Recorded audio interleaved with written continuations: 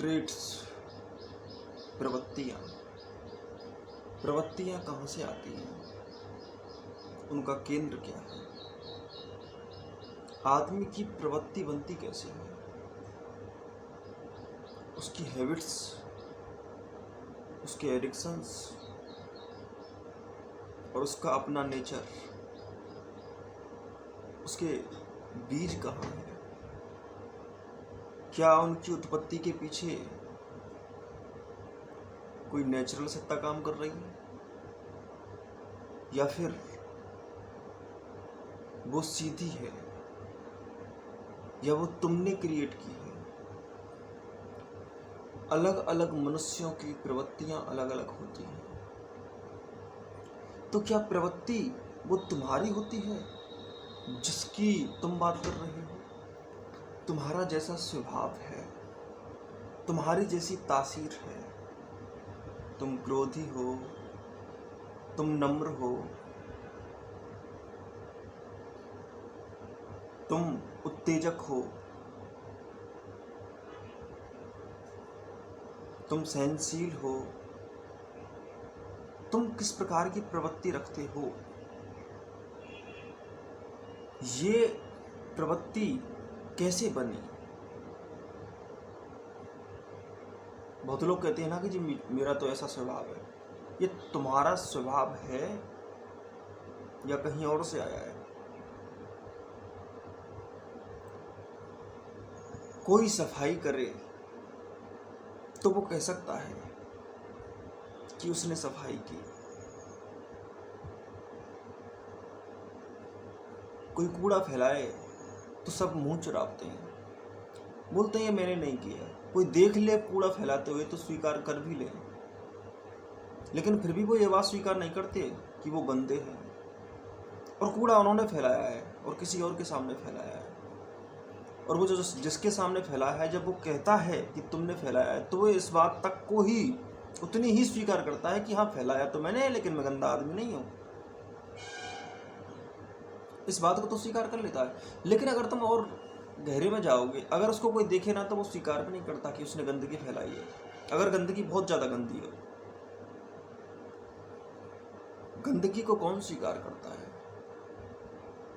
सफाई करनी पड़ती है, गंदगी खुद फैल जाती है। तुमने घरों में देखा होगा कि घर गंदा हो ही जाता है। जब हम सफाई नहीं करते तो घर गंदा हो ही जाता है, गंदगी अपने आप आ जाती है।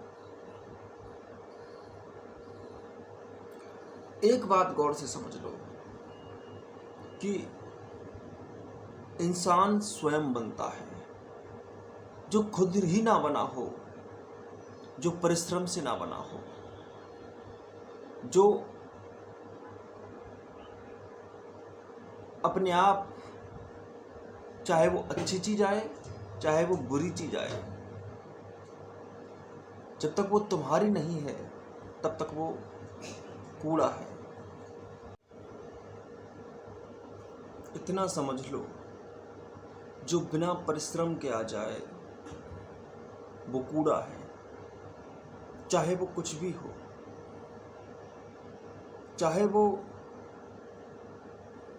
कोई जान हो, कोई पद हो, वो तुम्हारा नहीं है, उसमें तुम्हारा कुछ नहीं है। तुम अगर कोई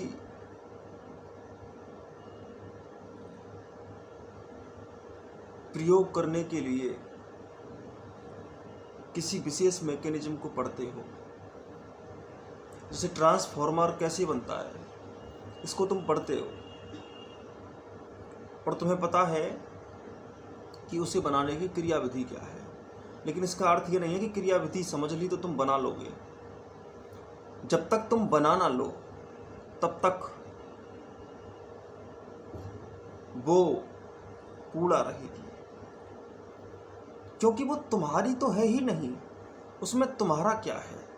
क्या उसमें कुछ ऐसा तुम्हें नजर आ रहा है जो तुम्हारे परिश्रम से आया है?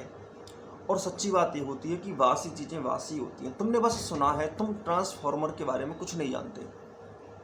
हाँ, ये बता सकते हो कि ऐसे बनता है, ऐसे बनता है, ये चीज़ें होती हैं, क्योंकि ये मेमोरी में है। जब करने जाओगे तो बहुत अलग चीज़ें पाओगे, बहुत अलग चीज़ें पाओगे।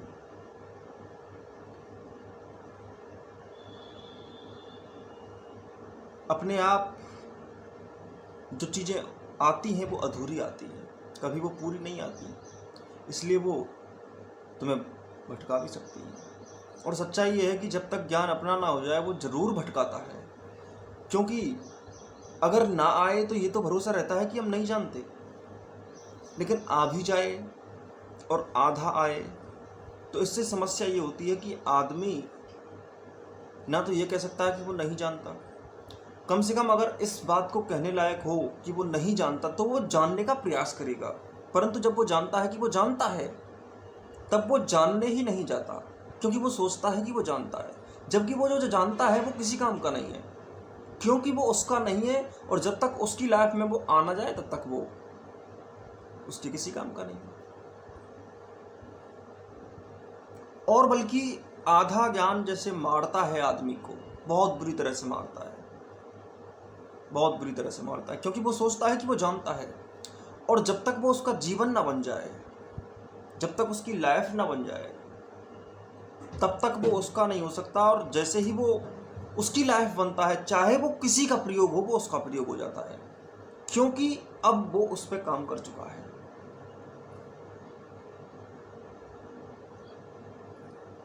ज्ञान तो अपना ही होता है, क्योंकि अपने आप को ही होता है।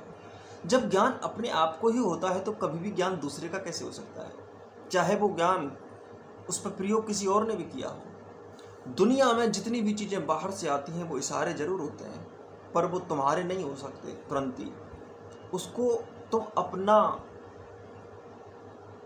प्रयोग सिद्ध सार बनाने से पहले उसको तुम अपना नहीं कह पाओगे। जब तक वो बिल्कुल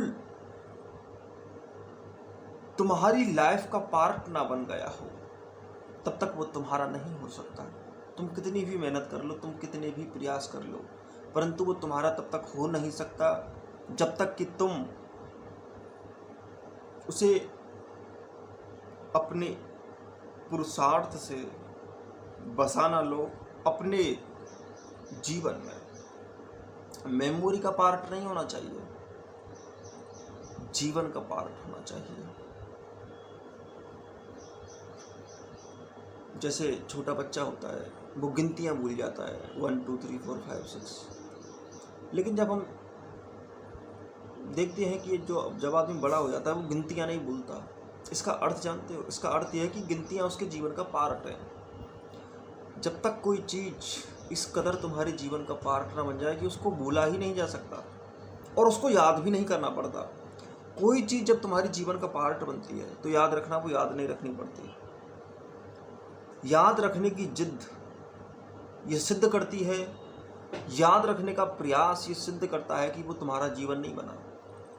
जिस चीज़ को तुम भूल जाते हो या जिस चीज़ को तुम याद रखते हो, वो दोनों ही स्थितियों में ये सिद्ध करती है कि ये चीज़ तुम्हें नहीं आती। और जैसे याद करना पड़े और जैसे भूलना पड़े, वो मेमोरी का, स्मृति का विषय है, चेतना का विषय नहीं है। चेतना का विषय क्या होता है? जैसे ना याद करना पड़े और जैसे ना भूलना पड़े। जो भूलने से भूला नहीं जाता, जो याद करने से याद नहीं किया जाता। अब वो गिनतियाँ तुम्हें आती हैं, उनको क्या याद करोगे? तुम याद कर सकते हो उनको? क्या याद करोगे? वो याद हैं, अल्फ़ाबेट्स हैं, वो याद हैं, उनको याद थोड़ी करना पड़ता है, वो लाइफ के पार्ट हैं। ठीक वैसे ही जीवन का बिल्कुल पार्ट ना बन जाए जब तक कोई चीज़, तब तक वो तुम्हारी नहीं हो सकती। और सफाई किए बिना जीवन तुम्हारा नहीं होता। और गंदगी स्वयं आती है, चाहे वो गंदगी कितनी भी तुम कहो कि देखो ये तो नॉलेज है, ये गंदगी थोड़ी ही है। अरे वो अगर तुम अपनी बनाए बिना ला रहे हो तो वो तुम्हारी नहीं है और वो गंदगी है। और खतरनाक बात यह है कि जैसे मैंने अभी बोला कि आधा ज्ञान सबसे बड़ी गंदगी होती है, क्योंकि एक तो वो ज्ञान जैसा दिखता है और ज्ञान जैसा दिखने की वजह से वो तुम्हें इतना बर्बाद करता है कि तुम्हें अज्ञान भी इतना बर्बाद नहीं करता। ज्ञान जितना बर्बाद करता है उतना अज्ञान नहीं करता। उसका वजह यह है क्योंकि ज्ञान तुम्हें जानने का मौका भी नहीं देने देता। अधूरा ज्ञान तुम्हें जानने का मौका भी नहीं देने देता, वो पूरा तो होता नहीं है। पहली बात तो एक बात समझ लेना, अगर कोई ज्ञान पूरा हो जाता है ना, वो ज्ञान नहीं रहता। कोई चीज कभी तुमने पूरी नहीं की, इसलिए तुम उसको आधा सोचकर ये जानते हो कि ये ज्ञान है। जिस दिन तुम उसको पूरा जान गए, उसके आर पार निकल गए, उसमें तुम रह ही नहीं सकोगे, उससे तुम बिल्कुल बाहर आ जाओगे। कोई चीज जब पूरी हो जाती है तो उसके बाद में वो एक तरह से जिंदगी का पार्ट बन जाती है, और फिर उसको ना याद करना पड़ता है ना भूलना पड़ता है। कोई चीज जब तक तुम्हारी जिंदगी का पार्ट नहीं बनी है, इसका अर्थ यही है कि वो पूरी नहीं हुई है। कोई किताब जो तुमने बड़ी गहराई से पढ़ी है, उस किताब को बार बार पढ़ने का मूड नहीं बनता, क्योंकि वो पता है क्या है उसमें। किसी सीरियल का एपिसोड तुमने देखा है, तुम्हें पता है कि उस एपिसोड में क्या होना है, तो उसको देखो या ना देखो कोई फर्क नहीं पड़ता, क्योंकि वो देखा ही हुआ है, वो जिंदगी का पार्ट बन चुका है तुम्हारा। कोई जो तुम्हारा फेवरेट शो है, या फिर तुम्हारा कोई फेवरेट एपिसोड है किसी विशेष सीरियल का, या किसी विशेष मूवी का कोई सीन है, अगर वो तुम्हें बहुत अच्छी तरह से तुमने उसको देखा है,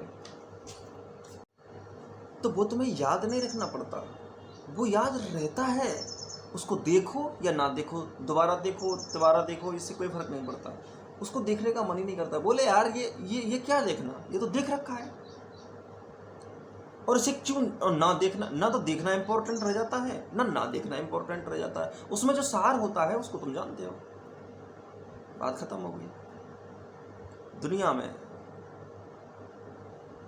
हर पढ़ाई लिखाई और हर किताब को पढ़ने का ढंग, हर ज्ञान को लेने का ढंग ऐसा होना चाहिए कि व्यक्ति के जीवन का पार्ट बन जाए। अगर पार्ट नहीं बन रहा है तो वो ज्ञान तुम्हें भारी पड़ेगा। और तुम्हारे पढ़ने के ढंग ही ऐसे हैं, रट कर कुछ चीज रट कर, या फिर ऐसी चीज जो तुम भूलोगे याद रखोगे। रिवर्स रखना, जो चीज याद रखनी पड़े वो भी बेकार है, जो चीज भूलनी पड़े वो भी बेकार है। दोनों ही स्थितियों में मनुष्य अपने जीवन के सारभूत तत्व को अपने आप में सराबोर रूप से नहीं समा सकता, वरना वो आधी अधूरी समाएगा। उसको वो पूरी तरह से नहीं पी सकता जो जीवन का वास्तविक रस है। और किसी भी ज्ञान को तभी उतारा जा सकता है पूरी तरह से जब उसको पूरा समझा गया हो। कोई लाइन तुमने पढ़ी किताब में, अगर तुमने उसको पूरा समझ लिया है तो उसको दोबारा कभी भी समझने की जरूरत नहीं पड़ेगी। एक किताब जिसने तुम्हें एक बार में अच्छी तरह से पूरा पढ़ लिया, उसको फिर कभी पढ़ने की जरूरत नहीं पड़ेगी। लेकिन अगर तुमने अधूरा पढ़ा है तो तुम उसको 50 साल तक पढ़ते रहो, अधूरा, आधा समझकर, थोड़ा समझकर। तुम आज तक एक भी किताब नहीं पढ़ पाए। तुम पढ़ ही नहीं सकते किताबें, क्योंकि तुम किताब पढ़ना ही नहीं जानते, क्योंकि तुम जानते नहीं हो कि पढ़ा कैसे जाता है। तुम्हारे पढ़ने की तरीके, तुम्हारे सीखने के ढंग ऐसे हैं ही नहीं जो जीवन का पार्ट बने, वो जीवन का पार्ट नहीं बनते। और जब तक कोई चीज़ जीवन का पार्ट ना बने, या तो तुम कितना याद भी हो जाए वो, तो उसको भूल जाओगे, क्योंकि अपडेटिंग उसी चीज़ की रहती है जो लाइफ है। लाइफ का जब पार्ट बन जाता है कुछ, तो उसकी अपडेटिंग अपने आप आ जाती है। उसको बस थोड़ा सा धक्का देना पड़ता है, और वो धक्का अपने आप लग जाता है। कोई उसके बारे में बस बात कर ले, अपने आप वो, चूंकि वो जीवन का ही पार्ट है, वो अपने आप याद आ जाता है।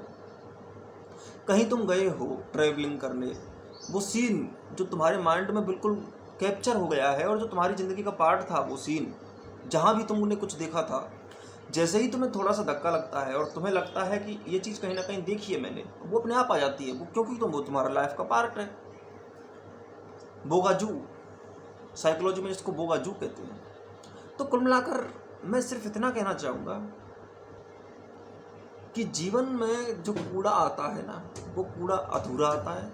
जो चीज़ अपने आप आती है वो अधूरी ही आती है, और वो बर्बाद ही करती है। चाहे वो बुद्ध के वचन ही क्यों ना आ गए हों, चाहे वो श्री कृष्ण की गीता ही क्यों ना आ गई हो, चाहे महान से महान किताब, महान से महान, बड़े से बड़ा ज्ञान ही क्यों ना आ गया हो, वो तुम्हें बर्बाद कर देगा। क्योंकि उस पर तुम्हारी जिंदगी कुछ नहीं बोलती, तुमने उस पर कोई भी प्रयोग नहीं किया है। बाहर की चीज़ों से ऑब्जर्वेशन लिया जा सकता है, उनको जीवन का पार्ट बनाने के लिए स्वयं में ही उतरना पड़ेगा। गीता तुम्हें ऑब्जर्वेशन देती है कि देखो ये जिंदगी होती है, इस पर काम करो। धम्मपद भी तुम्हें ऑब्जर्वेशन दे सकता है, लेकिन ऑब्जर्वेशन तुम्हारा ज्ञान नहीं है। ऑब्जर्वेशन भी कूड़ा है अगर तुमने उन पर प्रयोग नहीं किया है तो, इसलिए उन पर प्रयोग करो। जब तक प्रयोग नहीं हो जाते तब तक वो तुम्हारे हो नहीं सकते। और तुम्हारी जो प्रवृत्तियां हैं वो सारी की सारी प्रवृत्तियां ऐसी बन गई हैं, अपने आप ही आ गई हैं। वो तुम्हारी भी हैं। तुम्हारा स्वभाव है कि तुम्हारा स्वभाव तुमने कहीं से लिया है। तुम्हारी समझ है कि तुम्हारी समझ कहीं और से आई है। तुम्हारी तासीर, तुम्हारा दृष्टिकोण कहां से आया है? क्या तुम्हारा है? कूड़ा है। इसलिए तुम्हारी पूरी जिंदगी कूड़ा बन जाती है। तुम्हारी पसंद बाहर की, तुम्हारी नापसंद बाहर की, तुम्हारा सुख बाहर का, तुम्हारा दुख बाहर का। तुम जानते भी हो वो दुख है। तुम जिसे दुख कहते हो तुम जानते भी हो वो दुख है। तुम जिसे सुख कहते हो तुम्हें पता भी है वो सुख है, या सुन लिया है। तुम्हारी हर धारा पराई है, अपनी नहीं। और पराई तो पराई है।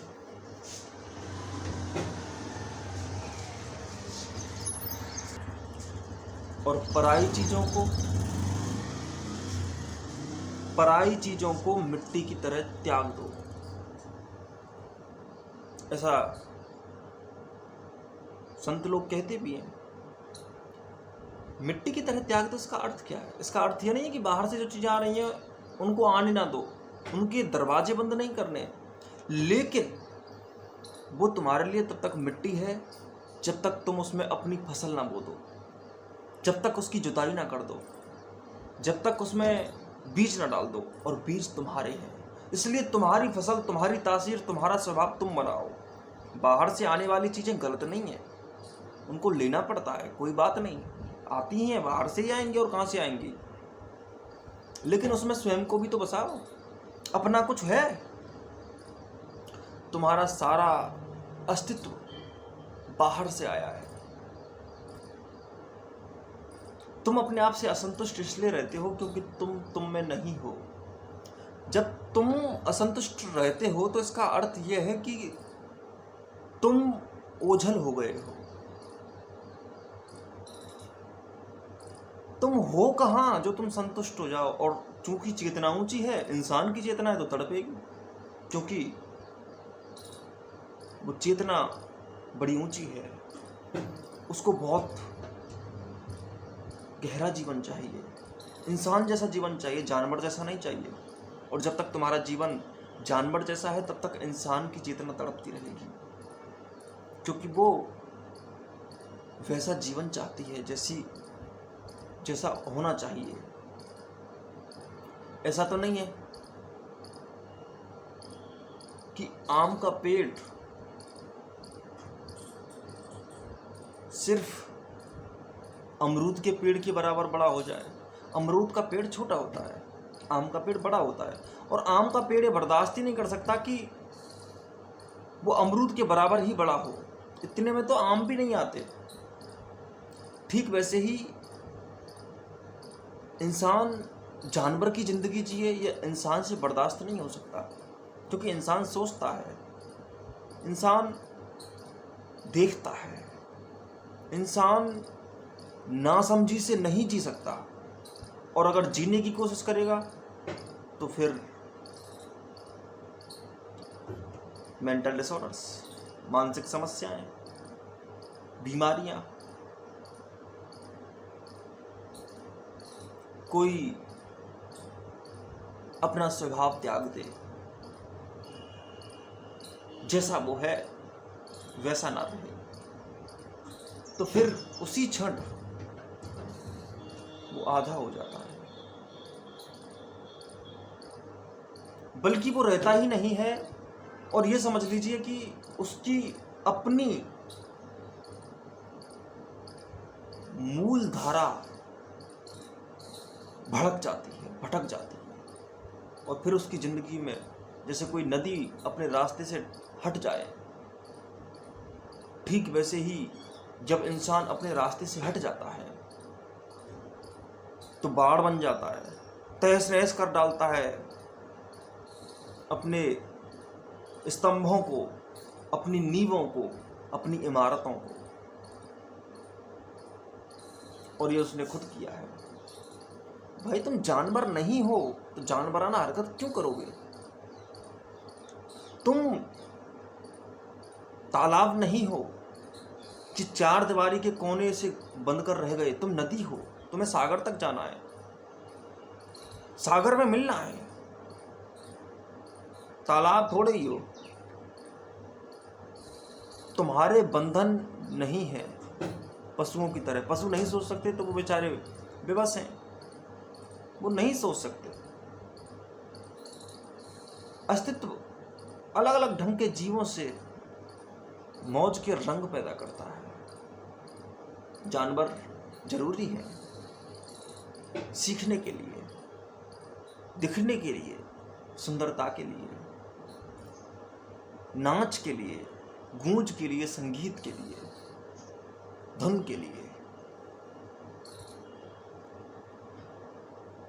उसमें कोई बुराई नहीं है। लेकिन एक बात गौर से समझ लो कि अगर तुम वो ना कर सके जो तुम्हें करना चाहिए, बीज वृक्ष ना बने, यही उसका दुर्भाग्य है। जो बीज की संभावना है वृक्ष बनना, वो पूरी हो जाए। कोई गाड़ी कभी ना चले, गाड़ी चलनी चाहिए। नहीं चली तो गाड़ी नहीं है, चलती का नाम गाड़ी है। ठीक वैसे ही वो मनुष्य नहीं है जो चेतना प्रधान नहीं, जो सोच नहीं सकता, जिसकी अपनी जिंदगी नहीं, जिसके अपने प्रयोग नहीं, जिसका अपना स्वभाव नहीं, पराया स्वभाव है, पराई प्रवृत्तियां हैं, वृत्तियां हैं, कहीं से कुछ भी आ गया है। ऐसी मनुष्य नहीं जी सकता।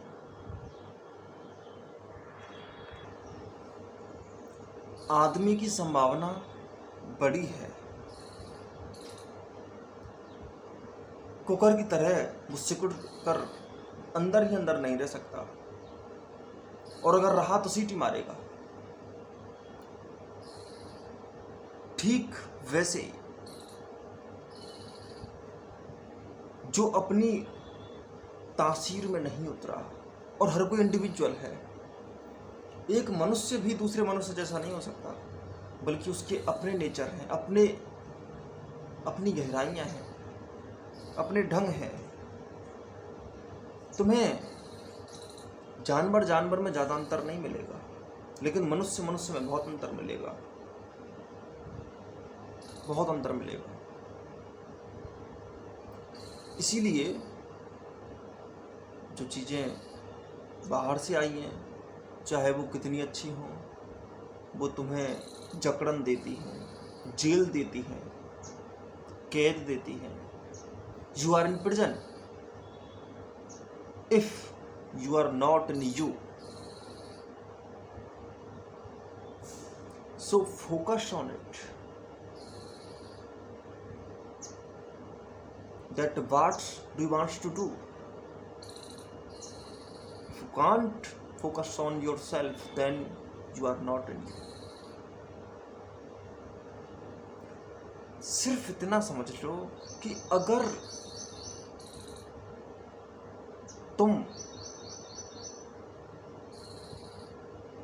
तुम ना होगे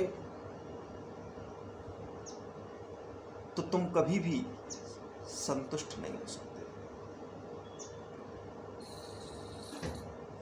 हर सिद्धांत में तुम आ जाओ, चाहे वो दूसरे के पढ़ रहे हो, लेकिन जब तक तुम अपना ना बना लो उसको, बोलो मैं जब तक इसमें नहीं आया हूं तब तक ये सिद्धांत नहीं है। जब तक कोई भी बात बाहर से सुनो, जब तक बोलो कि इसमें मैं ना आ जाऊं, मेरे आने का अर्थ है इसकी सच्चाई ना जान लो। और तुम कुछ हो नहीं, तुम सच्चाई ही हो। मनुष्य रियलिटी तक जाकर स्वयं मिट जाता है, रियलिटी रह जाती है। Nature is just nature, not individual nature. Individuality में लाइफ जीने का ढंग जरूर होता है, लेकिन मूलतः नेचर नेचर ही है। अस्तित्व अस्तित्व ही है, इंडिविजुअल अस्तित्व जैसी कोई चीज़ नहीं होती है। जीवन जीने के केंद्र पर मोमेंट्री रूप से थोड़ा बहुत अंतर जीने का आता है, वरना एग्जिस्टेंस तो एग्जिस्टेंस है, उसमें कोई दो विपरीत स्रोत नहीं है। तुम अस्तित्व से अलग नहीं हो सकते, कुछ भी अस्तित्व से अलग नहीं हो सकता। अस्तित्व तुमसे अलग नहीं हो सकता, तुम अस्तित्व से अलग नहीं हो सकते। इसलिए बड़ा रसीला खेल बनता है कि जब अस्तित्व से तुम अलग नहीं हो सकते तो अस्तित्व को तुम जान सकते हो, अस्तित्व तुम्हें जान सकता है। अस्तित्व ही तुम हो, अस्तित्व जान लो बस।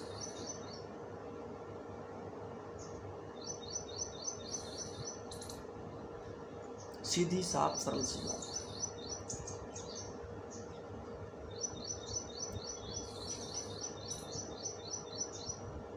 तुम अपनी जीवन धारा को पूरा पियो और देर मत लगाओ। देर लगाई तो मौज मर जाएगी, भाग जाएगी। कम से कम इस मोमेंट की मौज तो मर ही जाएगी, जो मोमेंट तुमने देर से आने की वजह से छोड़ दिया। देरी की तो उतनी ही देरी जीने में हो जाती है जितनी देरी की जाती है। जहां देरी की जाती है, जिस मोमेंट में देरी की जाती है, वो मोमेंट चला जाता है। कम से कम उस मोमेंट में तो तुम मरे, वहां तो तुम मर गए जो मोमेंट तुमने छोड़ दिया। तुम कहो कि नहीं नहीं नहीं अभी तो हम जिंदा हैं, लेकिन मोमेंट तो मर गया ना। और तुम मोमेंट हो, उस मोमेंट में जो तुम थे, वो आदमी जो उस मोमेंट में मौजूद था, वो आदमी मर चुका है। कम से कम उस मोमेंट में तो मर चुका है। उस मोमेंट में तो तुम मर गए थे जिस मोमेंट में तुम नहीं जिए थे, तो वहां तो तुम्हारी मृत्यु हो चुकी थी। इसलिए इस मोमेंट में अगर तुम पूरा जी सकोगे तो ये मोमेंट शायद जिंदा रहे। आदमी एक बार नहीं मरता है, वो जिंदगी जब नहीं जी रहा है, जिस क्षण में नहीं जी रहा है, उसी क्षण में मर गया। बहुत मरता है मनुष्य। मृत्यु सांसों का रुकना नहीं, किसी क्षण विशेष में जीवन का खो जाना है। जिस क्षण में जब जब जीवन खोया, तब तक तुम मौत में थे। जब जब तुम बेहोश थे तब मरे हुए थे, और जब तुम होश में थे तब तुम जी रहे थे। सीधी बात है। धूप। तो इसीलिए देर ना लगाओ। तुम्हें पता है सारी की सारी वजहें क्या हैं लाइफ की प्रॉब्लम्स की? तुम्हारी जिंदगी दूसरों से आ गई है, दृश्यों से आ गई है, सुनने से आ गई है, सूंघने से आ गई है, हवाओं की स्पर्श से आ गई है, टच किसी ने तुम्हें छू लिया है, वहां से आ गई है। कुछ स्पर्शों से, कुछ ध्वनियों से, कुछ दृश्यों से, कुछ गंधों से, इनसे तुम्हारी जिंदगी आ गई है। कुछ वाक्यों से, कुछ किताबों से। लेकिन जिंदगी का रहस्य तुम्हारे अलावा, तुम्हारी जिंदगी का रहस्य तो कोई नहीं जान सकता। यही तो रहस्य है, यही तो मिस्ट्री है, और यही इसी मिस्ट्री की मौज है कि तुम्हें तुम्हारे अलावा कोई नहीं जान सकता। यही मौज है। और आदमी होना ही इतना मिस्टिकल है, मनुष्य की इतनी महिमा है कि उस जैसा, उसकी तासीर जैसा, उसके ढंग जैसा, उसके स्वाद जैसा, उसकी धारा जैसा, उसकी धुन जैसा, उसके संगीत जैसा दूसरा संगीत हो ही नहीं सकता। उस जैसा दूसरा नहीं हो सकता। मनुष्य अपने जैसा ही हो सकता है, अपने जैसे ही चल सकता है। इसलिए अपना जब तक तुम ना कर लो, अपने आप को तुम अपने ना हो जाओ। तुम्हें पता है इस समय तुम अपने नहीं हो। तुमसे अगर मैं कहूँ कि तुम अभी जैसे हो, क्या तुम वैसा अपने को स्वीकार कर लोगे?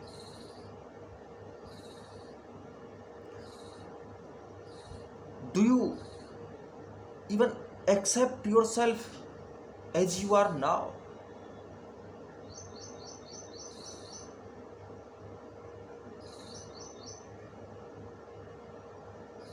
Do you love yourself, respect yourself, believe yourself? तुम अपने आप पर भरोसा नहीं करते, तुम अपने आप से प्यार नहीं करते, तुम अपना सम्मान नहीं कर सकते, तुम अपने को स्वीकार नहीं कर सकते, क्योंकि तुम जानते हो कि मैं मरा हुआ हूँ, मैं प्यासा हूँ, कहीं ना कहीं किसी ना किसी रूप में प्यासा हूँ मैं, मुझे कहीं जाना है। तुम अपने आप को स्वीकार नहीं कर सकते। अभी तुम जैसे हो वैसा तुम अपने आप को स्वीकार नहीं कर सकते। क्यों? क्योंकि तुम अधूरे हो, क्योंकि तुम मनुष्य नहीं हो, क्योंकि तुम चले नहीं हो, क्योंकि तुम नहीं हो।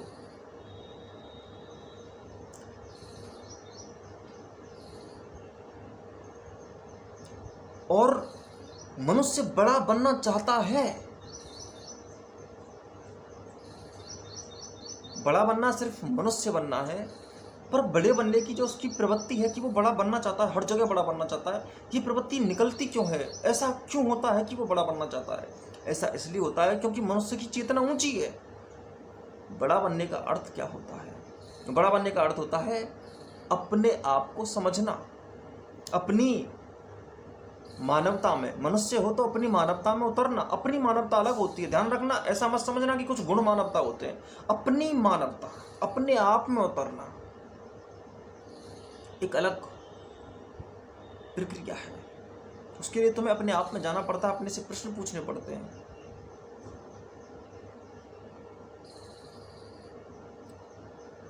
आदमी देखो कैसी कैसी बातें करता है। आदमी अपना रेस्पेक्ट नहीं करता, लेकिन दूसरों का रेस्पेक्ट चाहता भी है, और दूसरों का रेस्पेक्ट ऐसा दिखाता वही है कि जैसे कर सकता है।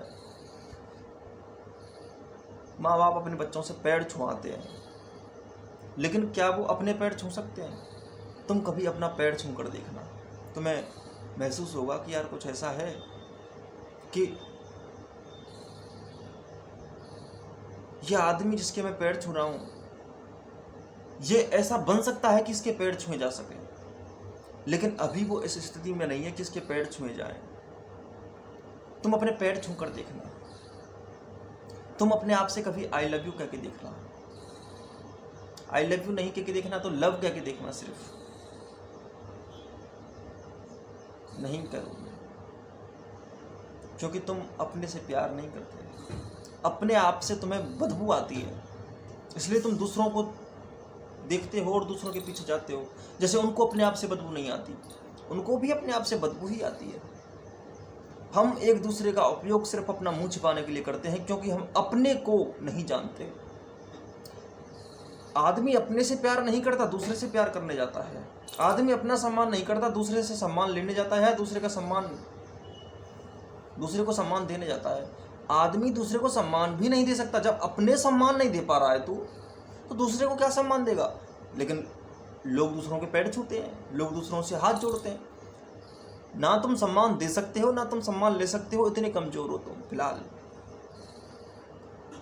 या ये हरकतें करोगे तो ये थोथली हरकतें होंगी, झूठी हरकतें होंगी, सतही हरकतें होंगी। ये सिर्फ टाइम पास होगा।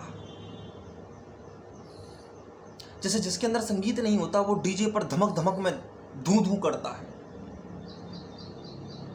बैठा हुआ है, क्या चल रहा है, कोई संगीत नहीं। शोर संगीत थोड़ी होता है। शोर में तुम अपना मुंह छिपाते हो। विश्व की अधिकतर हरकतें, अधिकतर त्योहार, अधिकतर पार्टियां, अधिकतर शादियां, अधिकतर क्रियाएं सिर्फ अपना मुंह छिपाने के लिए होती हैं। चीख है, चीख। आदमी चीख रहा है। आदमी शादी ना करे तो क्या करे? शादी कर रहा है। जैसे शादी से किसी को जोड़ा जा सकता है, आज तक शादी से कोई जुड़ा नहीं। प्रेम से जुड़ते हैं, और प्रेम में पजेसिवनेस नहीं होती, अधिकार नहीं होता, जिद नहीं होती, किसी को पकड़कर बांधना नहीं पड़ता। अगर किसी में प्यार है तो लोग उससे जुड़ते हैं। लोग ही नहीं जुड़ते, उससे पशु पक्षी भी जुड़ते हैं, उससे जीव जुड़ते हैं, उससे प्रकृति जुड़ती है, उसके साथ गंध जुड़ती है, उसके साथ खुशबू आती है। जुड़ना है तो ऐसे जुड़ो क्या। और लोग जुड़कर भी कहाँ जुड़ पाते हैं, फिर उनकी लड़ाइयाँ होती हैं। उनकी जिंदगी ऐसी बदबू की विस्फोटक बनकर बाहर आती है कि जैसे न्यूक्लियर वॉरफेयर होते हैं, वहाँ पर जो आज ऑर्गेनिक वॉरफेयर्स होते हैं, वहाँ पर कुछ ऐसे केमिकल्स किसी विशेष जगह पर फेंक दिए जाते हैं कि वो केमिकल चारों तरफ फैल जाते हैं और वहाँ का पूरा वातावरण खराब कर देते हैं।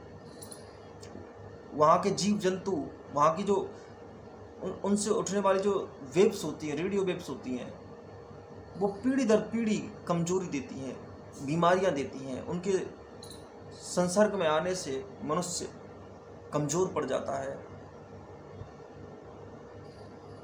ठीक वैसे ही जब ना मिलने वालों को मिलाया जाता है जिद से कि ये तो शादी हो रही है, ना मिलने वालों को मिलाया जाता है जिद से कि ये तो कंपनी में कम काम करने वाले एम्प्लॉयज हैं, तो वहां पर विस्फोट होता है, मूर्खता का विस्फोट। जितने भी परिवार बनते हैं ना, वो परिवार मूर्खता की नींव पर टिके हुए हैं, उनमें कोई ताकत नहीं है। बच्चे भला करना चाहते हैं बच्चे का माँ बाप, बल्कि वो एक उसको प्रोडक्ट की तरह यूज करते हैं। जब तक अज्ञान रहेगा बच्चे ऐसे ही कृत्रिम तरीके से पैदा होते रहेंगे। वो तो एक यंत्र पैदा किया है इंसानों ने अपने यूज के लिए। बाप कुछ कर नहीं सका, वो बेटा करेगा, जैसे वो उसका कोई हथियार हो, इंस्ट्रूमेंट हो, और इंस्ट्रूमेंट ही होता है। अधिकतर पिता पुत्र की तासीर समझे बिना उसे अपना हथियार बनाते हैं। जैसे शुद्धोधन ने बुद्ध को अपना हथियार बनाया कि ये बनेगा राजा, जबकि उसकी तासीर राजा बनने की नहीं थी। वो राजा नहीं बन सकता।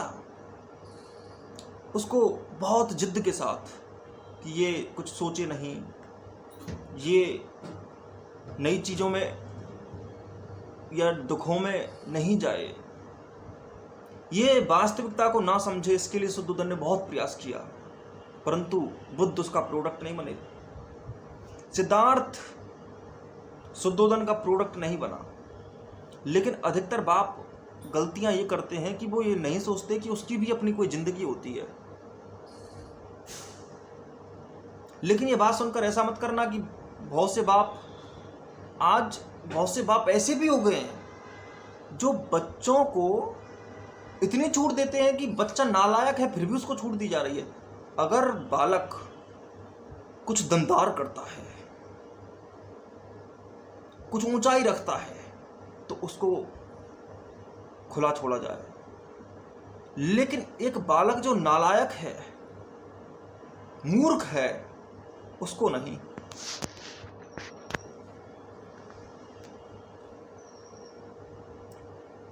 कई बाप ऐसे होते हैं जो बच्चों से आगे ही रहते हैं। बच्चे इतने मूर्ख पैदा होते हैं कई बार, क्योंकि वो मूर्खता दी जाती है, वो मूर्खता उनमें आ जाती है क्योंकि उनको ऐसा वातावरण नहीं दिया गया, क्योंकि माँ बाप सही तरह से उसको पैदा नहीं कर पाए। उससे तो उसके माँ बाप जो होते हैं उनका तजुर्बा श्रेष्ठ होता है, जो पुत्र आगे नहीं बढ़ता है। पुत्र से आगे माँ बाप होते हैं। और कई केसेज में, रेयरेस्ट ऐसे केसेज होते हैं ज़्यादातर, कि जब बालक माँ बाप से भी आगे सोचता है या कर सकता है। और दूसरी चीज़ ये होती है कि सोच पाए या ना सोच पाए, लेकिन माँ बाप का एक कर्तव्य बनता है कि बच्चा किस तासीर का है ये वो समझें। परंतु ऐसे माँ बाप ज़्यादातर ऐसा कर नहीं पाते। बच्चे को समझ पाना, उसको देख पाना कि उसके अंदर क्या है, ये अच्छे माँ बाप के बस की बात नहीं है। जबकि माँ बाप के बस की बात होनी चाहिए, और उन माँ बाप को बच्चे पैदा करने का कोई अधिकार नहीं है जो बच्चे पालना ना जानते हो। पालने का अर्थ यह नहीं होता है कि उसका शरीर पाल दिया, वो नहीं होता है। बालक की रग रग से जो वाकिफ ना हो, जीवन की धारा को जो पहचान ना जानता हो, और जिसके अंदर अगर पहचान की प्रवृत्ति नहीं है तो उसको बच्चा पैदा करने का अधिकार नहीं है। जो जीवन समझता है वो ही बच्चा पैदा करने का अधिकारी है। पहली बात तो बच्चा पैदा करने का अधिकार हर किसी को नहीं होता। अब ये जो वैसे ही पैदा हो रहे हैं वो फिर बच्चे भी ऐसे ही पैदा हो रहे हैं, वैसे ही हो गए, बड़े हो गए। अब ये तो एक नेचुरल प्रक्रिया है, शारीरिक प्रक्रिया से बच्चे तो मुर्गा रोज पैदा हो रहे हैं, अनेक जिद्द से पैदा किए जा रहे हैं, मुर्गियों से जबरन अंडे दिलाए जा रहे हैं। उनसे होना जाना कुछ नहीं है, ऐसे बच्चे पैदा कर दे रहे हो, कुछ नहीं है। वो भिखारी भी 11-11 बच्चे पैदा कर रहे हैं, क्या हो जाता है फिर? वो बच्चे हैं, उनमें वो केवल वेस्ट मशीन है। जो कि बच्चा बड़ा खतरनाक होता है, और इंसान का बच्चा बड़ा खतरनाक होता है अगर वो गलत पैदा हो जाए। वो बोझ बन जाता है, क्योंकि उसको खाना चाहिए, उसको रोजगार चाहिए। वो नालायक है, और ये नालायक जाने क्या क्या चूसेगा, प्रकृति से जाने क्या क्या चूसेगा, कितनी अपनी लाइफ में CO2 छोड़ेगा, कितना बोझ बनेगा, वो सोच भी नहीं सकता। वो सोच भी नहीं सकता कि उसकी वजह से क्या होने वाला है। उसकी वजह से अज्ञान का वातावरण फैलने वाला है। वो कमजोरी का बिंब बनेगा, बदबू बनेगा, और वो बदबू इस धरती पर घूमेगी। कमजोरी घूमेगी, और कमजोरी घूमकर कमजोरी बनेगी। इसलिए पहली बात तो इस बच्चे का कोई दोष नहीं है।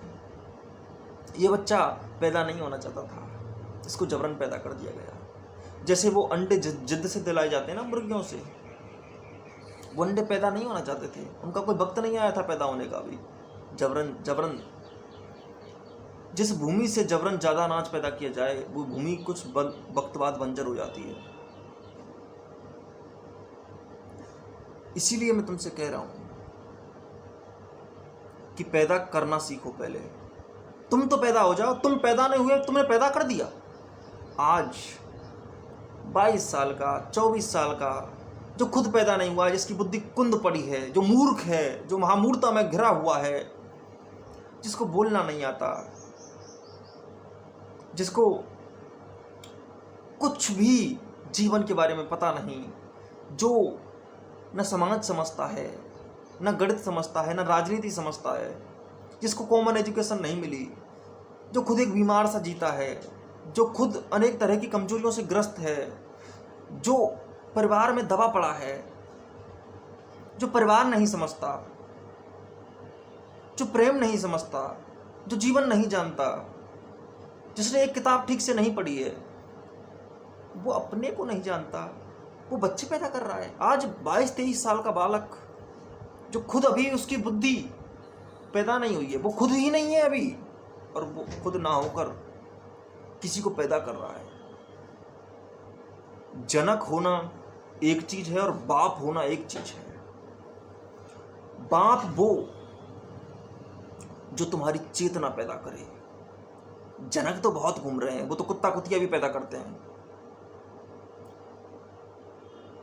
संतों को बाप कहा जाता है क्योंकि वो चेतना पैदा करते हैं। उनको बाबा कहा गया, बाबा शब्द का अर्थ बाप ही होता है। जो असली बाप हैं उनको संत कहते हैं। चेतना जो पैदा करते हैं वही बच्चे पैदा करें, बाकी तो कूड़ा पैदा करेगा। और इस देश में, हमारे इस भारत देश की बात करें जिसकी जनसंख्या आज 144-45 करोड़ होने जा रही है, इस देश में कुछ हजार व्यक्ति काम के हैं, बाकी पूरा नेशनल वेस्ट है, कूड़ा भरा हुआ है। इनको ये देश के किसी काम के नहीं है, ये देश चाट रहे हैं। इनके लिए कितने साधन चाहिए, इन्होंने आवाज तक नहीं छोड़ा। बोले फिर भुखमरी आई है, बेरोजगारी आ रही है। तुम पैदा क्यों कर रहे हो? सरकार हमारे लिए देखो हमारे लिए रोजगार नहीं दे रही। सरकार चाहकर भी रोजगार नहीं दे सकती, उनके पास इतना रोजगार नहीं है जितनी जनसंख्या है।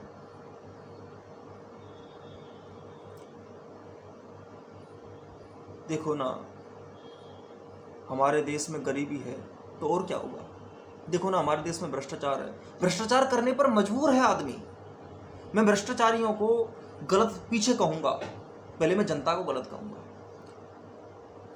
यहां इतनी बड़ी जनसंख्या में हर आदमी का माइंडसेट ऐसा हो गया है कि जब जनसंख्या इतनी बढ़ गई है तो जीना कठिन हो गया है, किसी के लिए खाना कठिन है, क्योंकि यहाँ सर्वाइव करना बड़ा कठिन हो गया है। तो आदमी नए काम तो जब करेगा जब इस सर्वाइव करने से बाहर आएगा।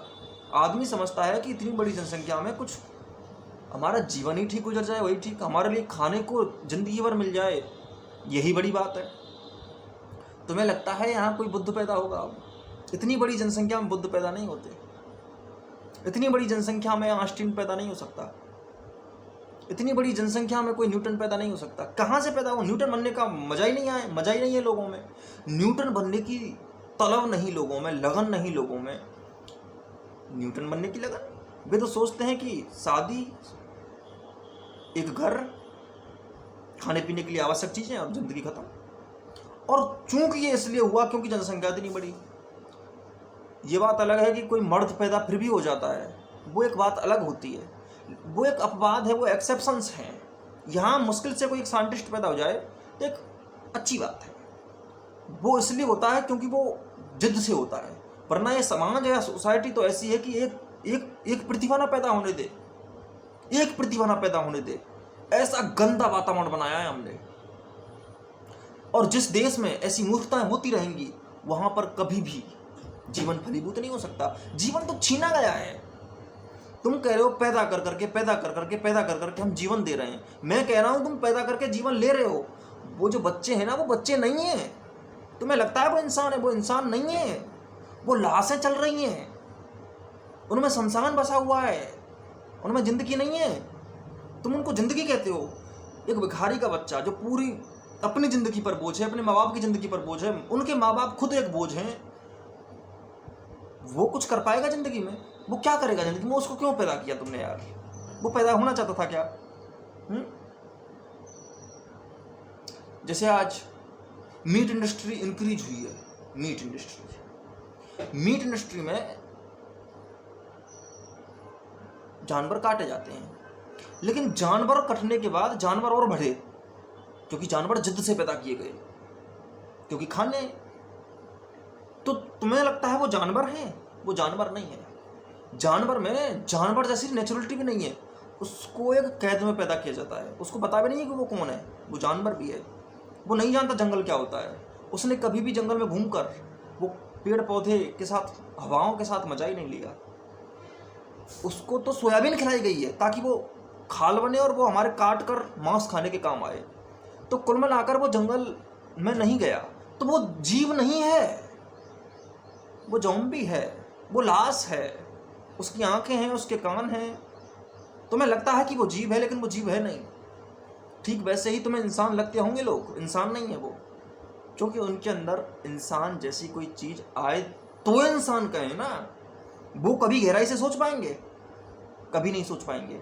वो कभी कोई रिसर्च कर पाएंगे? कभी नहीं कर पाएंगे। वो कभी कोई ऐसी बात जो उनकी खाने पीने के, उनकी कंफर्टेबिलिटी के जोन के अलावा, कि हाँ एक आरामदायक जिंदगी, कंफर्टेबल जोन जहाँ से बाहर ना निकलना पड़े, बस बस बस यहीं रहेंगे, ये हमारी बेड है, ये हमारी सिक्योरिटी है। जो अपनी सिक्योरिटी से बाहर नहीं निकल पाया, जो अपनी चार दीवारी से बाहर नहीं निकल पाया, वो इंसान कैसे हो सकता है? और जीवन पल पल नूतन है, जो अपनी सिक्योरिटी को तोड़ने के लिए कहता है हर जगह। जीवन क्या है? जीवन है अपनी सिक्योरिटी से बाहर जाकर कुछ जीना।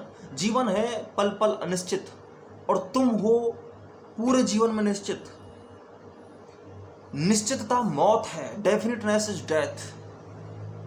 जहां तुम निश्चित हुए वहां तुम मर गए, लाश हो गए उसी क्षण जब तुमने अपनी कैद बनाई, विचारों की कैद, कि मैं तो आत्मा हूं, उसके अलावा कुछ नहीं, बस मर गए यहीं पे। इतनी ही हो। ये लिमिटेशंस हैं, ये लिमिटेशंस है। जीवन जीना एक गहरी अनिश्चितता से पैदा होता है और उस अनिश्चितता को अपने जीवन में देखने के लिए भी आंख चाहिए। अनिश्चित होता है पल पल जीवन, लेकिन उसके साथ, उसकी धारा के साथ, नदी के साथ कोई कण एक हो जाए, वो नदी का भाग है। ठीक वैसे ही जीवन की नदी बह रही है। इस जीवन की नदी का भाग जो कण बना है, वो कण भी नदी तब बन सकता है जब वो अनिश्चितता के साथ हो। उसे नहीं पता वो कहां जाएगा। तालाब की तरह उसके किनारे नहीं है, वो नदी है। नदी किनारेहीन होकर बहती है, वो किनारे नहीं रखती। इसीलिए तालाब के साथ कभी भी सुगंध पैदा नहीं होती, ताजगी पैदा नहीं होती, और उसका पानी सड़ जाता है। और नदी का पानी नहीं सड़ता क्योंकि वो चलता है, क्योंकि वो अनिश्चित होकर चलता है, और तभी उसमें क्षमता पैदा होती है कि वो महासागर के साथ खेल पाता है। महासागर में नदी उतरती है, तालाब नहीं उतरते। इसीलिए एक बात गौर से समझ लीजिए कि जब तक तुम्हारी जिंदगी सिकुड़ी रहेगी तब तक तुम जी नहीं सकते। और तुम कहते रहो, बोलते रहो, बोलने की सीमाएं, लिमिटेशंस, ज्ञान की लिमिटेशंस, तत्व ज्ञान हो गया हो तत्व ज्ञान कर रहे हैं। इससे कुछ नहीं होता भाई। जीवन पूरा जी लो, आ जाओ मूवमेंट में, तब तक जीवन जीवन नहीं होता है। तुम हर जगह दोगले रहते हो, हर जगह दोगले रहते हो। कहीं भी तुम एक बात नहीं करते। तुम किसने दोगले हो? देखो, तुम कहते हो कि हम किसी फलाने व्यक्ति से प्यार करते हैं, हम हमारे मित्र को प्यार करते हैं, हम हमारी प्रेमिका को प्यार करते हैं, हम अपने माँ को प्यार करते हैं, हम अपने बाप को प्यार करते हैं। प्यार करते हैं? तुम अपने को प्यार करते हो? जब तुम अपना नहीं हो सकते, बात अपना होने की नहीं है, बात यह है कि तुम्हारे अपने जीवन में इतनी बदबू है कि उसको देखकर तुम्हें डर लगता है। तो तुम दूसरे से प्यार कैसे कर सकते हो? प्यार करने के लिए तो दूसरे को खुशबू देनी पड़ती है, और तुम बदबू के बंडल हो, तो तुम कैसे किसी को खुशबू दोगे? प्यार खुशबू है, तो तुम ना तो प्यार किसी से कर सकते हो और ना किसी का प्यार ले सकते हो। तुम में दोनों ही क्षमताएं मौजूद नहीं है, दोनों ही क्षमताएं मौजूद नहीं है। प्यार कैसे करोगे तुम? तुम अपने से प्यार करते हो।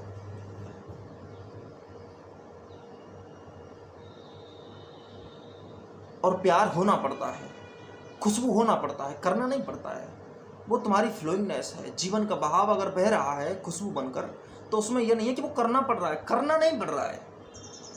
फूल खुशबू फैलाता नहीं है, फैलाना क्रिया नहीं है, फैलती है उससे, वो नहीं फैलाता, वो कुछ करता नहीं है, उससे बहती है।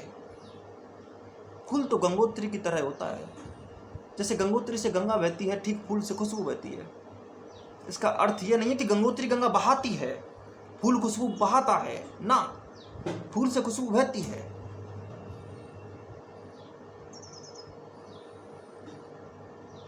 बहेगी नहीं, उसको छोड़ा जा सकता। फूल खिला तो विवश है, विवश है वो कि उससे तो खुशबू बहेगी, और वो बहाएगा नहीं, उसको पता भी नहीं चलेगा कब बह जाएगी। कोई इंसान जिया, उससे जीवन बहेगा भाई, कैसे छुपाएगा? वो जी रहा है भाई। वृक्ष वृक्ष देख रहा है, हवा हवा देख रही है, कण कण देख रहा है, कैसे छूटेगा? बहेगा उससे जीवन, वो जी रहा है भाई, तो क्यों ना बहे उससे जीवन? बुद्ध ने बहुत प्रयास किया कि मैं नहीं बोलूंगा किसी से, क्योंकि कोई समझेगा ही नहीं। लेकिन कैसे नहीं बोलेगा? बोलना पड़ेगा। वो जीवन बहेगा भाई। और इसका अर्थ ये नहीं वो किसी से बोल रहे हैं या किसी पर उपकार कर रहे हैं, वो किसी पे कोई उपकार नहीं कर रहे भाई। वो बोलने पर विवश हैं, वो बोलेंगे, क्योंकि जब सिकुड़ाव पूरा हो जाता है ना, तो फैलाव अपने आप शुरू हो जाता है।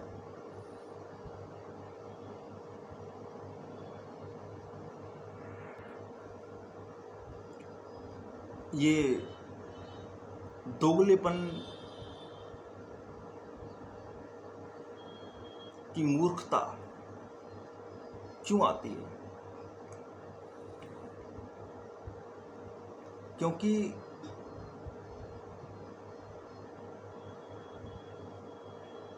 आदमी अपने से अनजान है हर मामले में। वो जो करता है उसको कोई भरोसा है नहीं, किसी भी चीज का भरोसा नहीं।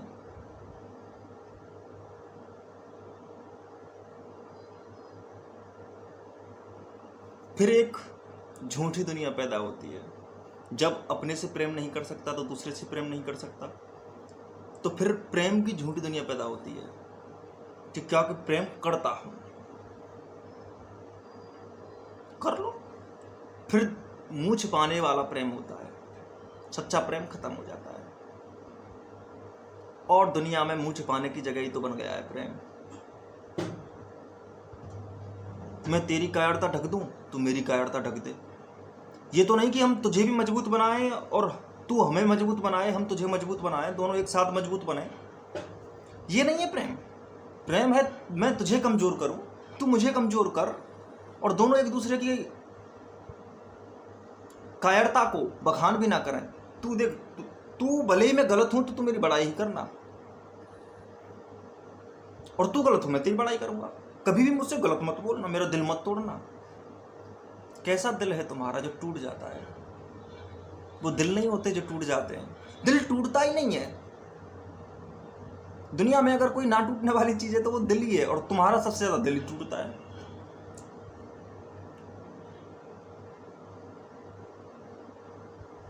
एक सच बात बोली नहीं, दिल टूट गया।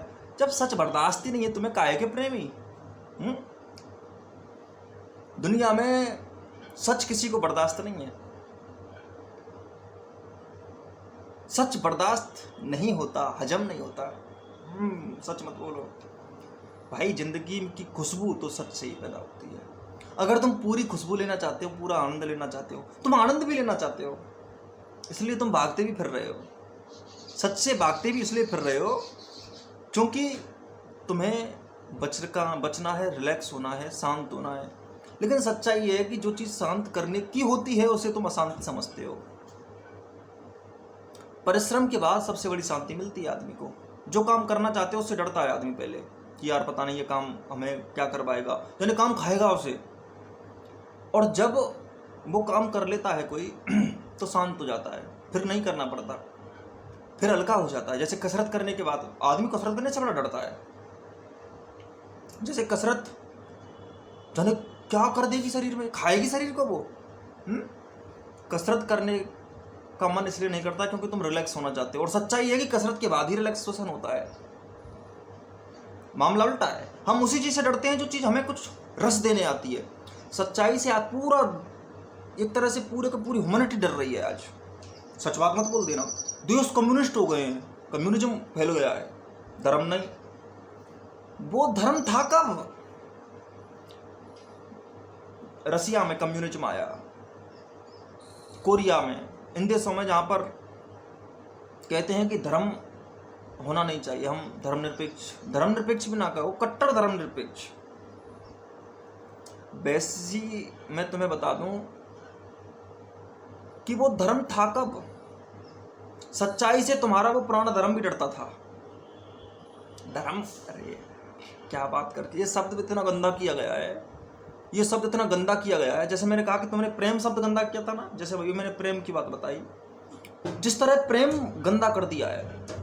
बताओ तुम, शुद्ध चीज प्रेम जो मजबूत बनाता है उसको, तुम्हारा प्रेम 2 मिनट में टूट जाता है। ओहो हो, क्या हुआ? ब्रेकअप हो गया। क्या हुआ? पापा ने हमें अलग कर दिया।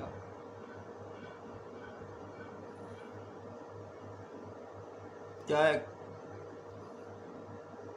छोटी छोटी बातें, प्यार खत्म। क्या है? इस नाम को लेने से पहले अपना मुंह धोया करो। प्रेम सूट करता है तुम्हें? दुनिया में सबसे बड़ा झूठा वाक्य I love you. I love you, love इसमें वर्ब है, क्रिया है, और लव क्रिया नहीं होता है। लव क्रिया नहीं होता है। लव कोई 2 किलोमीटर की रेस नहीं है। लव कोई कंप्यूटर पर की जाने वाली टाइपिंग नहीं है। लव ना कोडिंग है, ना क्रिकेट है, ना प्लेइंग है, ना ईटिंग है, ना फूडिंग, ना कुकिंग। लव वर्ब नहीं है, और तुम वर्ब की तरह ही प्रयोग करते हो लव को। दुनिया का सबसे घटिया वाक्य है आई लव यू। इसमें एसेंस में भी कुछ नहीं छुपा हुआ है। आई लव यू ये बोलना क्यों पड़ रहा है? क्योंकि नहीं है लव। ये बोलना भी क्यों पड़ता है? आज तो बड़ी इतनी बिल्कुल गंदी, रद्दी, बिल्कुल सड़ी गली एक ऐसी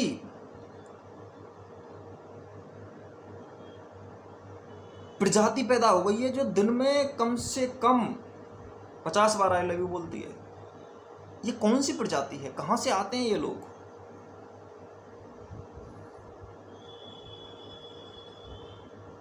कौन है ये?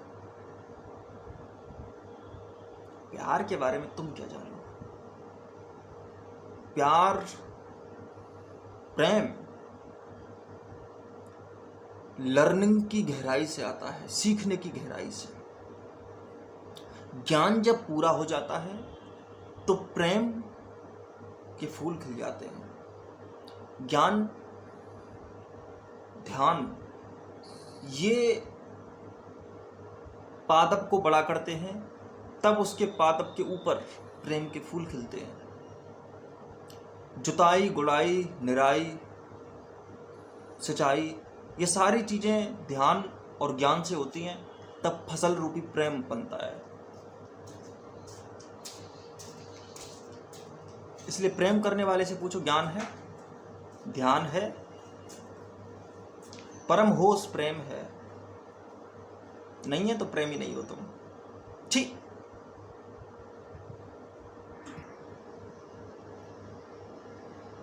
कितनी बार मुझे ये बात बोलनी पड़ेगी?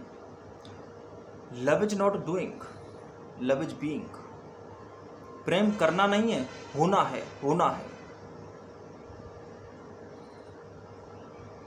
प्रेम हो जाओ।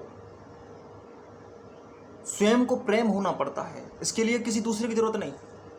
लेकिन तुम्हारे प्रेम में जब तक दूसरा ना आए, तुम्हारा प्रेम शुरू ही नहीं होता। ये प्रेम है। प्रेम इतना भिखारी है कि उसको दूसरा चाहिए, उसको सहारा चाहिए। प्रेम इतना कमजोर है कि धोखा देने से टूट जाए, इतना कमजोर है प्रेम। क्या बकवास कर रहे हो? ऐसा बना दिया तुमने प्रेम। तुम्हारा दिमाग खराब हो गया है। प्रेम परिशुद्धता है, प्रेम परम बल है। प्रेम में इंसान इतना मजबूत हो जाता है कि उसके ऊपर कोई कमजोरी नहीं बचती। लेकिन तुम्हारा प्रेम, ये जो प्रेम है ना, जो ये कमजोरी से निकला है, जो सिक्योरिटी से निकला है, डर में दूसरे का सहारे की भीख मांगकर जो तुमने प्रेम हासिल किया है ना, ये बड़ी भीख है, ये बड़ी शर्म की बात है। और इसको तुम प्रेम कह रहे हो, ये सबसे बड़ी नीचता की बात है। क्योंकि ये प्रेम नहीं हो सकता, क्योंकि तुमने उसका नाम खराब किया है। तुमने जैसे एक निर्मल जल में कीचड़ फेंक दिया हो। प्रेम परिशुद्ध शब्द है और तुमने उसका बना क्या दिया? तुम्हारा प्रेम, आज जो तुम सिकुड़ा हुआ प्रेम करते हो, पता क्या है? वो डरे हुए लोगों का अड्डा है, जहां कायर बरसते हैं। वो कायरों की गुफा है, वो क्रिमिनल्स की जेल है। ये सारे क्रिमिनल्स हैं जिन्होंने इस शब्द को बदनाम किया है। अपना मुंह छुपाने के लिए जाते हो प्रेम करने। पहली बात तो दूसरे से प्रेम कब होता है? जब अपने से ही नहीं होता। जैसा मैंने पहले भी कहा है कि प्रेम तो स्वयं से पहले होता है, फिर बाहर की बात आती है। जब तुम स्वयं से नहीं कर सकते तो ना तो तुम दूसरे का प्रेम ले सकते हो, ना दूसरे को प्रेम दे सकते हो। पहली बात तो लेन देन होता ही नहीं प्रेम में। प्रेम में जीवन जिया जाता है और उस जीवन के बाद में जो हवाएं खिलती हैं, बहती हैं, जैसे मैंने पहले कहा कि फूल से जैसे खुशबू बहती है, वैसे ही ये तो ओवरफ्लोइंग है। तुम अभी स्वयं ही नहीं भरे, तुम्हारे ऊपर से क्या ओवर होगा? ओवरफ्लोइंग कैसे होगी? तुम भर तो जाओ। एक खाली गिलास किसी को क्या पानी पिलाएगा? इसमें पानी नहीं है, वो पानी क्या पिलाएगा? बंजर भूमि से कभी फसल नहीं निकलती। तुम ऊसर भूमि हो, ऊसर भूमि।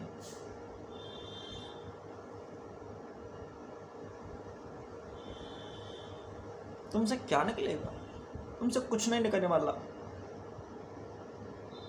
तुम्हारे प्रेम में कोई फसल नहीं पकेगी, कोई रस नहीं निकलेगा, क्योंकि फिकफिका प्रेम है तुम्हारा। इमोशनल सिक्योरिटी है। सिक्योरिटी बहुत तरह की होती है, ये भी एक सिक्योरिटी है। तो प्रेम क्यों कह रहे हो उसको?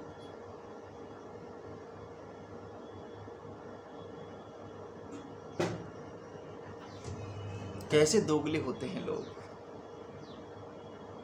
बोलते हैं देखो मैं हस्बैंड अच्छा हूं, लेकिन मैं बेटा अच्छा नहीं हूं। तुम अच्छे ही नहीं हो, वरना हर जगह अच्छे होते। क्या दोगलापन चलता है हर जगह, हर एरिया में, हर फील्ड में, हर आयाम में।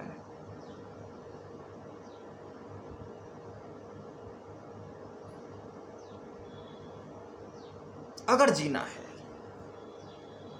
तो फिर तुम्हें ये सच्चाई स्वीकार तो करनी पड़ेगी कि सच सच होता है, झूठ झूठ होता है। इधर से उधर, इधर से उधर होने से क्या हो जाएगा?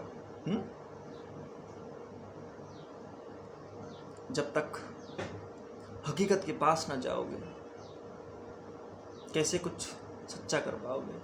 सच्चाई से मिलन तो करो, मिलो तो सही। वो जो देगी सो देगी, मिलो तो सही।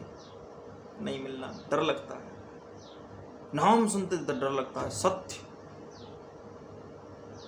जैसे सुबह की 6 बजे की नींद, सुबह की नींद से जैसे कोई उठा रहा हो, और उठने के बाद हर आदमी रोज उठना चाहता है। उठ जाए, उठना अच्छा तो लगता है, बहुत हेल्थ के लिए भी ठीक रहता है। उठना तो हर कोई चाहता है और इस सच को जानता भी है, लेकिन उठना नहीं चाहता। क्यों? झूठ है, बड़ा प्रभावी हो गया है झूठ। तुम छोटी छोटी चीजों से इतने डर जाते हो, तो सत्य को कैसे स्वीकार करोगे? प्रेम को कैसे स्वीकार करोगे?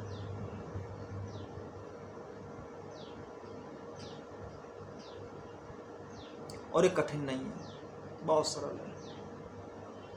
तुम कठिन हो, you are complex. Love is simple, truth is simple, truth is truth. इसमें क्लिष्टता क्या है? इसमें जटिलता क्या है? जटिलता तुम में है, तुम जटिल हो। कहां से बन गए हो तुम ऐसे? और इतना बनने के लिए तुम्हें जाने क्या क्या जटिलताएं ली होंगी, कितने क्लिष्ट होकर गए होगे।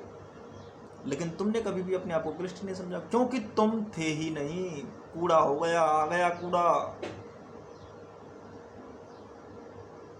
तुम कब आओगे? तुम कब आओगे?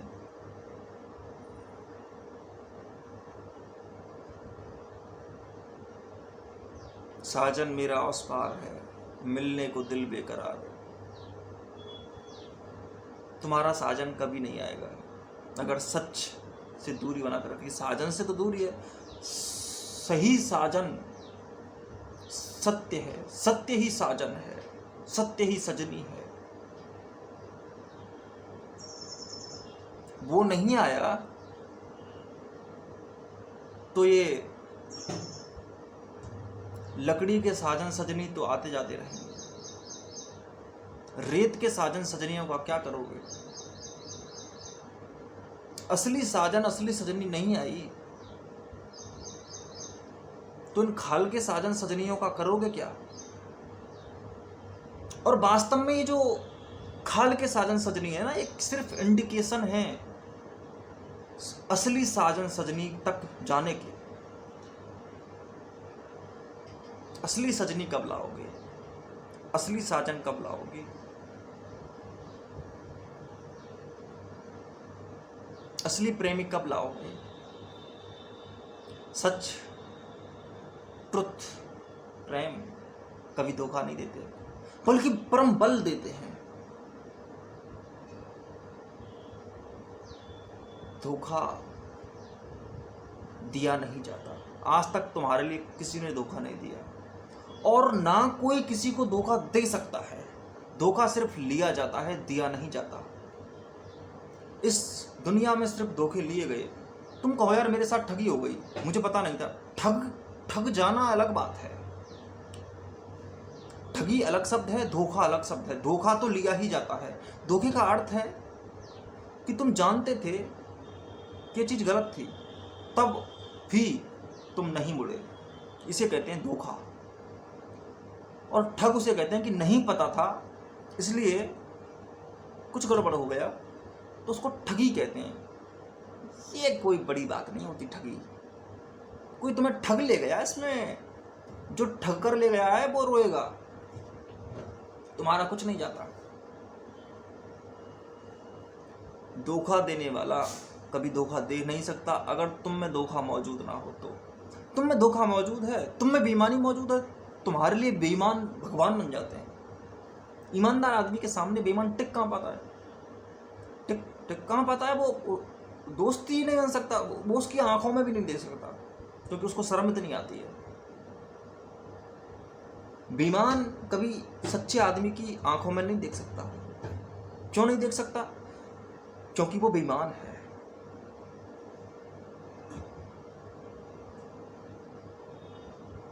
और ये बेईमानी, ये मूर्खता वो बेईमानों के सामने ही कर सकता है। इसलिए बेईमानी की दुनिया में प्रवेश करने की एलिजिबिलिटी ही यही है कि तुम बेईमान हो जाओ। धोखे की दुनिया में प्रवेश करने की एलिजिबिलिटी ही यही है कि तुम खुद को धोखा दे दो। अगर तुम्हारी जिंदगी में कोई धोखेबाज है तो उसको एंट्री किसने दी? एलिजिबल तो तुम ही थे ना। जैसे एंट्रेंस एग्जाम पास करके कोई एमबीबीएस करता है, कोई नीट देता है, तो नीट उसकी एमबीबीएस करने की एलिजिबिलिटी है। ठीक वैसे ही खुद में धोखा होना धोखे खाने की एलिजिबिलिटी है। तो तुम में धोखा था, तुम सच नहीं देख पाए, तुमने बहुत सी गड़बड़ियां कर दी। ऐसा नहीं है कि सच हम देख ही नहीं पाए। अगर मान के चलो कोई आदमी है जो तुम्हें धोखा देता है, मान के चलो वो पहले ऐसा मालूम हो रहा था जैसे सत्य हो, लेकिन तुम जान नहीं सकते थे कि वो एक्टिंग कर रहा है कि नहीं कर रहा है। जान सकते थे, चलो जान भी नहीं पाए, तो उसने बाद में उसने कुछ कह दिया, धोखा दे दिया, क्या हो गया? उसने खुद, फिर तुम्हें पता चलेगा कि इसने मुझे धोखा नहीं दिया, इसने अपने आप को धोखा दिया। तो मैं क्यों रोऊं? लेकिन रोते तुम हो क्योंकि तुमने खुद को धोखा दे रखा है। अरे कोई आदमी जो धोखेबाज था वो चला गया, तो उसमें तुम्हारा क्या गया? तुम तो वहीं के वहीं हो। तुमने तो ईमानदारी से प्यार किया था, उस समय भी ईमानदारी से प्यार किया था क्योंकि तुमने ईमानदारी देखी थी। अगर वो बेईमान निकला तो उसने अपने आप को धोखा दिया, क्योंकि वो ईमानदार नहीं रह सका तो उसने अपने आप को धोखा दिया, तो वो रोएगा। तुम क्यों रोते हो? तुम रोते हो क्योंकि तुम बेईमान थे और तुम भी धोखेबाज थे। तुम भी तो धोखेबाज थे, इसलिए तो तुम्हें रोना आता है। धोखा दिया नहीं जाता और दे भी नहीं सकता कोई। धोखा लिया जा सकता है और हर कोई लेता है।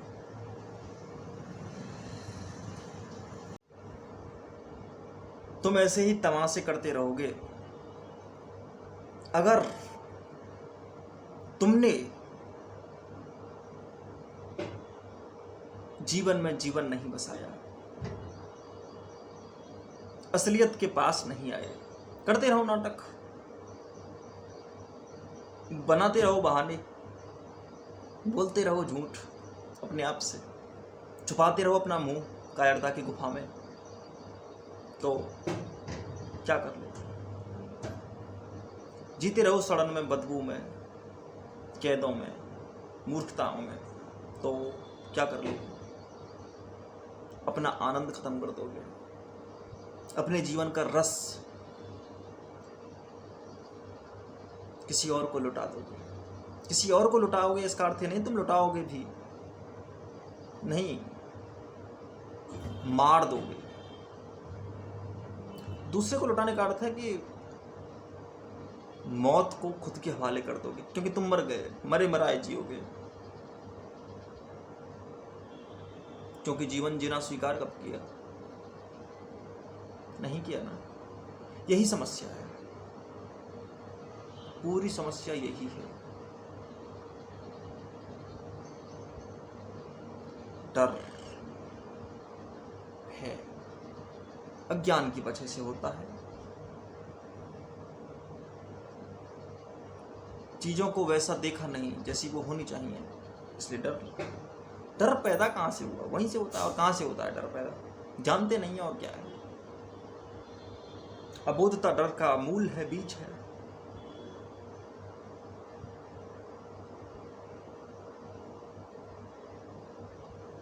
इसीलिए अगर तुम्हें सघन डेंस रस चाहिए तो उसके लिए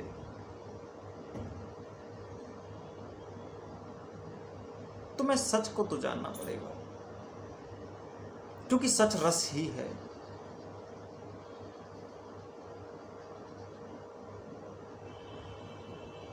अपनी हरकतें, अपनी अंडरस्टैंडिंग्स, अपनी मान्यताएं, अपने सिद्धांत, अपने खोखलेपन, अपनी मीनिंगलेस लाइफ,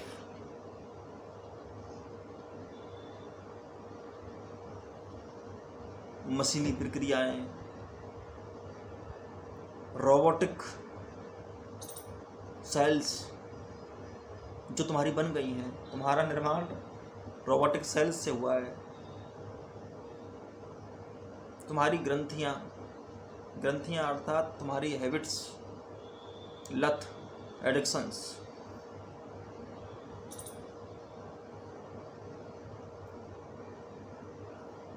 इन सब को अगर तुम एज इट इज देखना चाहते हो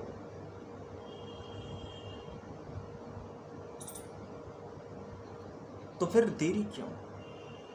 आ जाओ जी, डूबो सच में,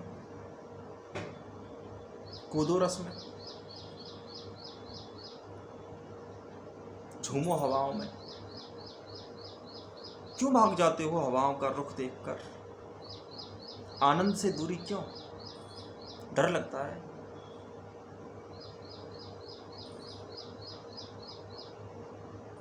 ये इतना बड़ा झूठ तूने स्वीकार कैसे कर लिया? इतना बड़ा झूठ तूने स्वीकार कर कैसे लिया? समझ में नहीं आता। कोई क्वेश्चन नहीं पूछा। वैसे बड़े अलर्ट बनते हो। कोई क्वेश्चन नहीं पूछा मैं क्या कर रहा हूं। कोई क्वेश्चन नहीं पूछा ये बोझ कैसा है।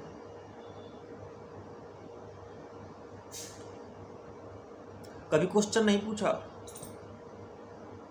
कि ये सब क्या डायरेक्शन है। कभी क्वेश्चन नहीं पूछा कि इन सब का प्रभाव क्या है। कभी क्वेश्चन नहीं पूछा Who am I? कौन हूं मैं अपनी क्रियाओं में हूं या नहीं हूं। कभी क्वेश्चन नहीं पूछा कि मैं जो कर रहा हूं वो मैं ही कर रहा हूं, कोई और कर रहा है। कभी क्वेश्चन नहीं पूछा कि मैं जो जानता हूं वो मैंने जाना है कि किसी ने जानकर, यूं ही जानकर मुझे फेंक दिया है। जैसे तुम्हारे मुंह पर किसी ने कूड़ा फेंक दिया।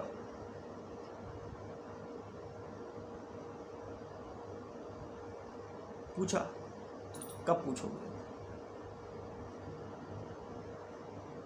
पूछा कभी कि मेरी क्रियाओं का क्या उद्देश्य है? पूछा कभी कि मैंने लक्ष्य क्यों रखा? लक्ष्य क्यों रखे जाते हैं? कभी पूछा मैं इतनी मेहनत क्यों कर रहा हूँ? इन सारे प्रश्नों का उत्तर ढूंढो, जानो, समझो और सत्य को एज इट इज स्वीकार करो जैसा वो है, और तब कहीं जाकर जीवन की गहराई प्रकट होती है और आनंद की धारा प्रवाहित होती है। यही गहरा रस है।